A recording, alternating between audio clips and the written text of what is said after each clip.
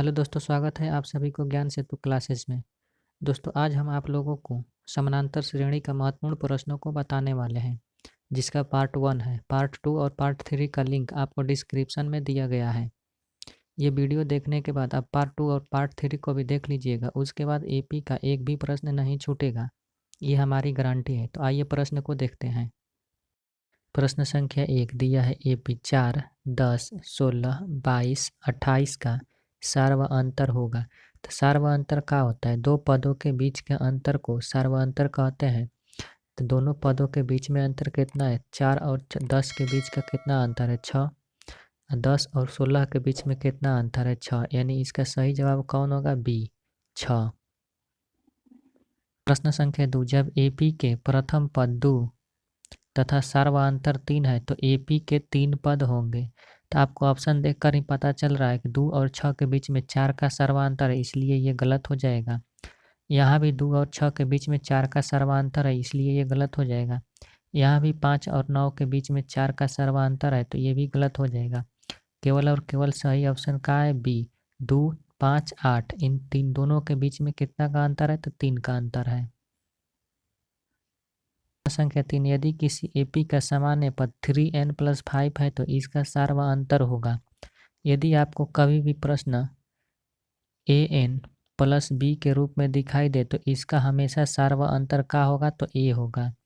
तो इसका सार्वअंतर कितना हो जाएगा? तो 3 होगा। इसका सही जवाब कौन सा होगा? सी।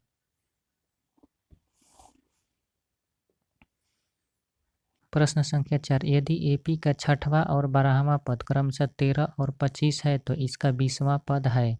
तो क्या ज्ञात करना है? 20वां पद। 6वां पद और 12वां पद दिया हुआ है। तो A6 बराबर कितना दिया है? 13। ए का 12वां पद कितना दिया है? 25। तो A6 को हम लिख सकते हैं A+5D बराबर कितना हो जाएगा? 13। आइए 12 को लिख सकते हैं A+11D बराबर कितना है? 25। तो हम इसको कर सकते हैं A+5D बराबर 13। ये हो जाएगा समीकरण 1। आइए नीचे लिखेंगे A+11D बराबर 25। ये क्या हो जाएगा? समीकरण नंबर 2। क्या करेंगे समीकरण 1 में से 2 को घटाने पर? तो यहाँ माइनस ए भी माइनस हो जाएगा, ए भी माइनस हो जाएगा। तो ए से ए कट जाएगा, 11 में से 5 घटेगा तो -6D बच जाएगा। अब 25 में से 13 घटाएंगे तो -12 बच जाएगा। 6 से 12 कितने बार में? 2 बार में कट जाएगा, माइनस ले माइनस कट जाएगा। यानी डी का मान कितना आया? 2। तो डी के मान 2 आया तो समीकरण 1 में या 2 में रखेंगे तो ए का मान मालूम चल जाएगा। तो डी के मान कितना आया? 2। तो डी का मान समीकरण 1 में रखते हैं तो A+5 × 2 बराबर कितना हो जाएगा? 13। तो 5 दूना के 10। तो ए बराबर कितना हो जाएगा? 13। आने प्लस में है तो इधर का में आएगा -10। यानी ए का मान कितना हो गया? 3। तो ए का मान कितना हो गया? 3। हमको ज्ञात का करना है 20वां पद। का ज्ञात करना है 20वां पद। तो ए 20 बराबर का हो जाएगा? A+19D। तो ए का मान कितना आया है? 3 और 19 लिखेंगे और डी का मान कितना आया है? 2। तो कितना हो जाएगा? 19 दूना के 38 यानी 3 + 38। तो कितना हो जाएगा? 38 3 41। यानी इसका सही जवाब कौन होगा? ए, 41। 20वां पद कितना आएगा? 41। प्रश्न संख्या 5 में दिया है एपी 5, 7, 9, 11 का कौन सा पद 27 होगा? यानी यहाँ पर का ज्ञात करना है? एन का मान ज्ञात करना है। ए का मान कितना दिया है? 5। डी का मान कितना हो जाएगा? 7 में से 5 घटाएंगे तो कितना बचेगा? 2। और 27 दिया है। टी एन बराबर कितना दिया है? 27। ज्ञात हमको क्या करना है? एन बराबर। तो एन बराबर हम एक फार्मूला यूज करेंगे, Tn - A + D बटा में डी। तो Tn का मान कितना है? 27। ए का मान कितना है? 5। डी का मान कितना है? 2। अब बटा में 2। 27 में से 5 घटाएंगे तो कितना बचेगा? 22। 22 में 2 जोड़ेंगे क्या आएगा? 24, 24 बटा में क्या हो जाएगा 2, 2 कितने बार में कटा देगा 12 बार में, यानी इसका सही जवाब कौन होगा 12, यानी इसका सही जवाब कौन होगा 12वां पद है 27।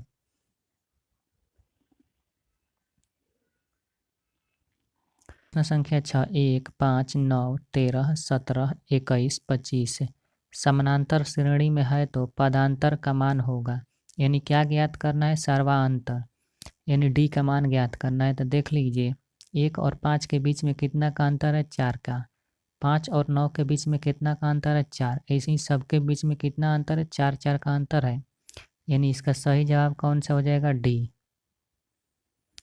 प्रश्न संख्या 7, निम्नलिखित में कौन समानांतर श्रेणी है, तो आपको ऑप्शन देखकर ही पता चलेगा कि इसमें से कौन है समानांतर श्रेणी में। तो यहाँ देखिए 2 और 4 के बीच में कितने का अंतर है 2 का, 4 और 8 के बीच में कितने का अंतर है 4 का, यह गलत है। बी देखते हैं -10 -6, यानी -6 माइनस माइनस 10, यानी कितना हो जाएगा -6 + 10, घटाएंगे कितना बचेगा 10 में से 6 घटेगा 4 बचेगा।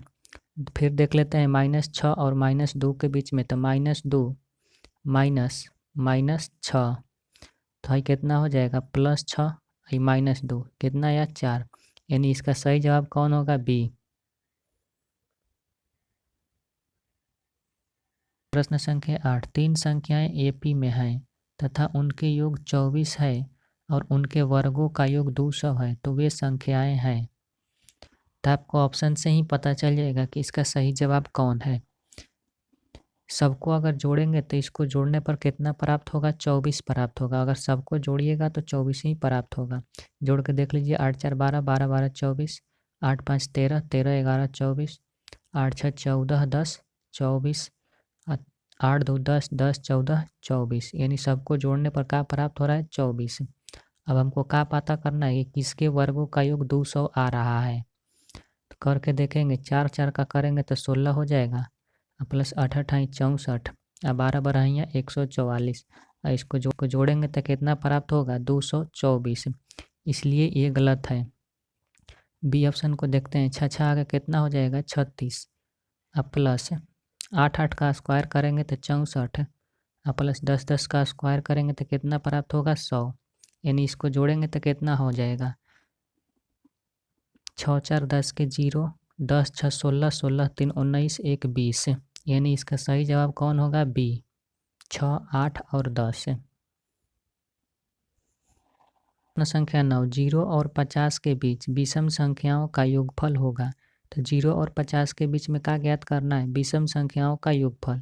तो विषम संख्या क्या होता है, वे संख्याएं जो 2 से विभाजित न हो, और 0 और 50 के बीच में कह रहा है तो 1 से हो जाएगा 1 3 5 7 डॉट डॉट लेते हैं 49 तक होगा, तो ए का मान कितना हो जाएगा 1, डी का मान कितना हो जाएगा, दोनों के बीच में कितना का अंतर है 2 का, और टी एन कितना हो जाएगा, यानी लास्ट पे का दिया है 49 है।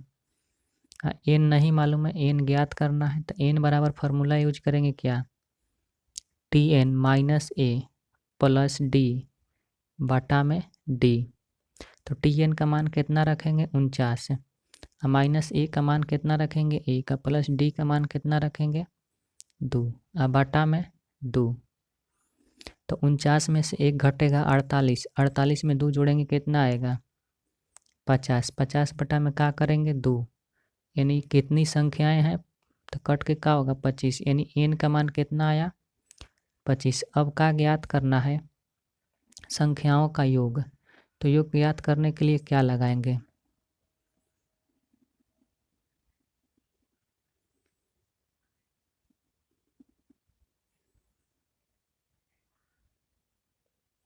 का ज्ञात करना है संख्याओं का योग, तो एस एन लगाएंगे, एस एन बराबर क्या हो जाएगा एन बटा 2 into 2a plus N minus 1 into D, तो एन का मान कितना आया 25, 25 बटा में 2, एक का मान कितना है ए का मान कितना है 1, तो 2 और 1 का गुणा करेंगे तो कितना हो जाएगा 2, एन का मान कितना आया 25, 25 में से 1 घटाएंगे तो कितना हो जाएगा 24, और डी का मान कितना आया है डी का मान कितना दिया है 2, तो गुणा में 2, तो क्या हो जाएगा 24 दूना के 48, 48 और 2 50, यानी 25/2 गुणे 24 दूना के 48 और 2 कितना हो जाएगा 50, तो 2 से 50 कितने बार में कट जाएगा 25 बार में, यानी 25 25 का गुणा करेंगे तो कितना प्राप्त होगा 625, यानी इसका आंसर कौन सा हो जाएगा, इसका सही जवाब कौन हो जाएगा सी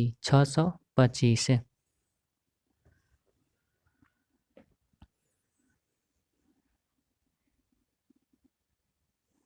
प्रश्न संख्या 10, किसी एपी की 4 संख्याओं का योग 40 और उनके पहली और चौथी संख्याओं का गुणनफल 91 है, तो वे संख्या है।